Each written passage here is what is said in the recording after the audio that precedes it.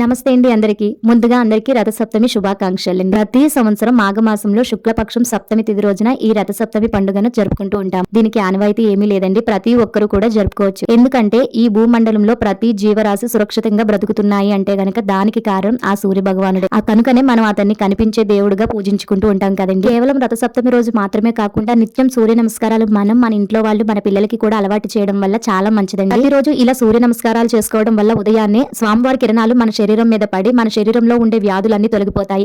అంతేకాకుండా మన శరీరానికి మంచి ఇమ్యూనిటీ పవర్ కూడా మనకి ప్రకృతి పరంగా మనకి లభిస్తుందండి. స్వామివారి కిరణాల నుంచి వచ్చే డి విటమిన్ వల్ల ఎన్ని ప్రయోజనాలు ఉన్నాయో అందరికీ తెలిసిందే కదా. ఇక ఈ రథసప్తమి విశిష్టత ఏమిటంటే ఈ రోజు ఆ సూర్య భగవానుడు తమ 7 గుర్రాల రథంపై దక్షిణాయనం ముగించి పూర్వోత్తర దిశగా ప్రయాణం సాగిస్తూ ఉంటారు. అది ఈ రోజు నుంచే మొదలవుతుంది. అందుకని దీనిని మాఘ సప్తమి లేదా రథసప్తమి అని కూడా అంటూ ఉంటారండి. స్వామివారి రథానికి ఉన్న 7 గుర్రాలు కూడా మనకున్న 7 వారాలకు సంకేతాలు. వీటన్నిటిని కలిపి వేద ఛందస్సులు అని అంటారు. ఇక ఈ రోజు నుంచే స్వామివారు తమ 7 గుర్రాల రథంపై నుంచి మేషం నుంచి మీనం వరకు మనకుండే 12 రాశులలో ప్రయాణం చేస్తూ ఉంటారు. ఈ 12 రాశులలో చేసే ప్రయాణాన్ని మొత్తానికి పట్టే కాలం ఏడాది. అదేనండి మనకి ఒక సంవత్సర కాలం మాట. ఇంకా ఈ రోజు రథసప్తమి రోజు ఆ సూర్య భగవానుడి పూజ విషయానికి వస్తే గనక ముందు రోజు మొత్తం ఇల్లు వాకిలి శుభ్రం చేసేసుకుని పూజకు కావాల్సిన సామాగ్రి అంతా తెచ్చుకొని ఆ మరుసటి రోజు అంటే రథసప్తమి రోజు ఉదయాన్నే లేచి తెల్లవారుజామున తలస్నానం చేసి మళ్ళీ ఒకసారి ఇల్లు వాకిలి శుభ్రం చేసుకొని పసుపు నీటితోటి శుద్ధి చేసుకొని ఆ తర్వాత యథావిధిగా నిత్య దీపారాధన ఏ విధంగా చేస్తామో అదే విధంగా ఇంట్లో చేసేసుకోండి. ఆ తర్వాత ఆరు బయట ఎక్కడైతే సూర్యకిరణాలు పడుతున్నాయో ఆ ప్రదేశంలో బాగా కడిగి చిన్న ముగ్గు పెట్టుకొని ఆవు పిడకలతోటి ఒక మట్టి పాత్రలో గానీ ఇత్తడి పాత్రలో గానీ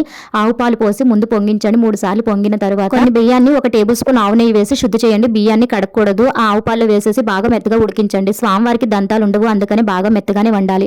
ఈ పరమాన్నంలోని కొబ్బరి ముక్కలు గానీ డ్రై ఫ్రూట్స్ గానీ ఏమీ వేయకూడదండి. వండిన వెంటనే అలాగే తీసుకువెళ్ళాలి. స్వామివారికి 7 సంఖ్య అంటే ఇష్టం, అందుకని 7 చిక్కుడుకాయలతో రథం చేసి 7 రేగుపళ్లతోని హస్వాలుగా పెట్టాలి. అదేనండి గుర్రాలుగా పెట్టాలి.